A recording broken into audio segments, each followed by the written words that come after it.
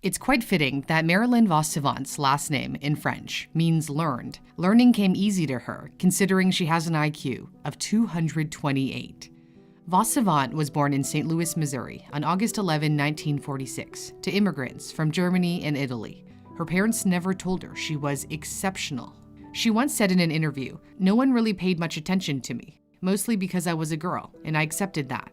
But the world would pay attention in 1985 when she topped the Guinness Book of World Records list as the smartest person in the world. She was nearly 40 when she shot into the spotlight. Parade magazine wrote a profile on her, and readers had so many questions for her that the magazine offered her a Sunday column, Ask Marilyn, which exists to this day. In this column, she ignited one of the fiercest debates in probability of the 21st century. In 1990, a reader asked her the following question. Suppose you're on a game show and you're given the choice of 3 doors. Behind one door is a car, behind the others, goats. You pick a door, say number 1, and the host, who knows what's behind the doors, opens another door, say number 3, which has a goat. He says to you, do you want to pick door number 2?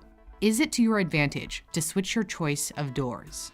This is known as the Monty Hall problem, named after the former host of the game show, Let's Make a Deal. Is it behind door number 1, or door number 2, or door number 3? So, would it be in your interest to switch from door number 1 to door number 2?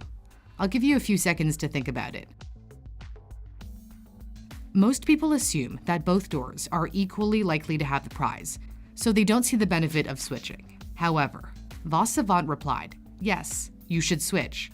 The first door has a 1 in 3 chance of winning, but the second door has a 2 in 3 chance.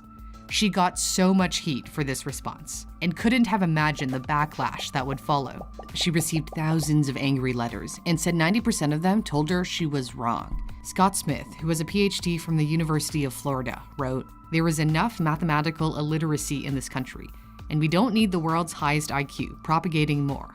Shame." Here's a letter from Professor Robert Sachs of George Mason University. You blew it. As a professional mathematician, I'm very concerned with the general public's lack of mathematical skills.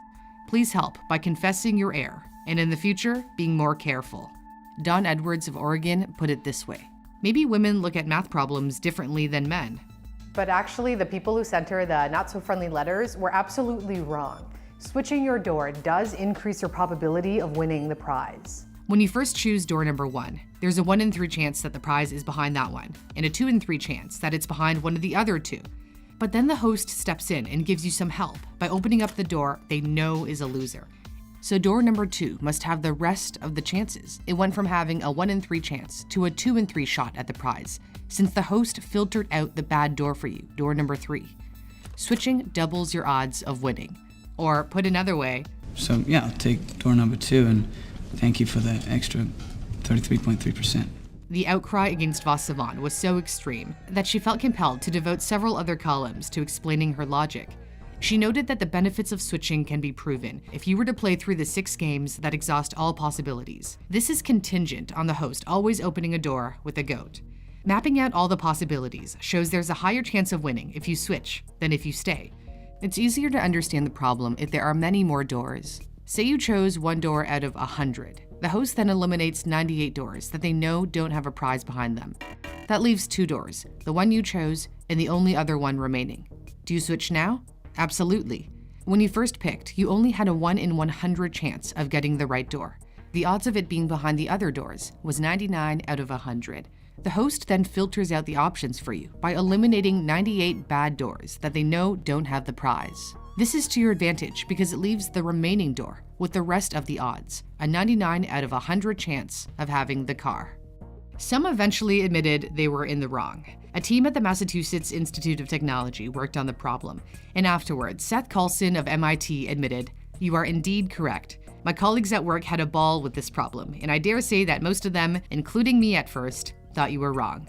To which she responded, "Thanks, MIT. I needed that." As for that math professor I mentioned earlier who sent that not-so-friendly letter, Professor Sachs later conceded, "After removing my foot from my mouth, I'm now eating humble pie. I vowed as penance to answer all the people who wrote to castigate me. It's been an intense professional embarrassment." Our biggest misconception is assuming that 2 choices mean a 50-50 chance of something happening. This makes sense if we don't have any other information.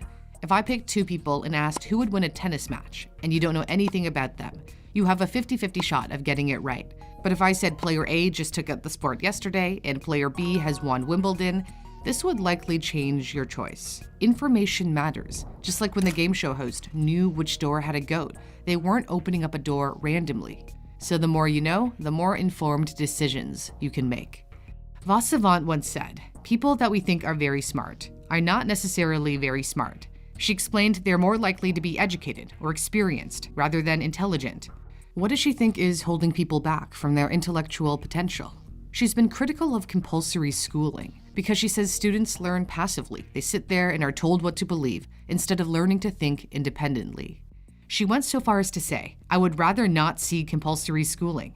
As for herself, she never graduated from university, dropping out of Washington University in St. Louis after 2 years to start a career in investment before following her real passion, writing, leading to her famous answer to the problem that stumped the world. There's another way to learn that doesn't involve sitting in a classroom. Brilliant is an online interactive learning platform that helps you brush up on your math, science, and computer science skills. Speaking of the Monty Hall problem, my sponsor Brilliant has an entire course on probability, which explores misconceptions that can arise, including that famous brain teaser.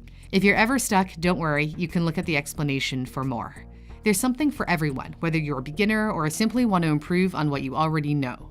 You can solve puzzles with science through their scientific thinking course. One of my all-time favorites is their logic course, which helps improve critical thinking that forms the basis of mathematical reasoning.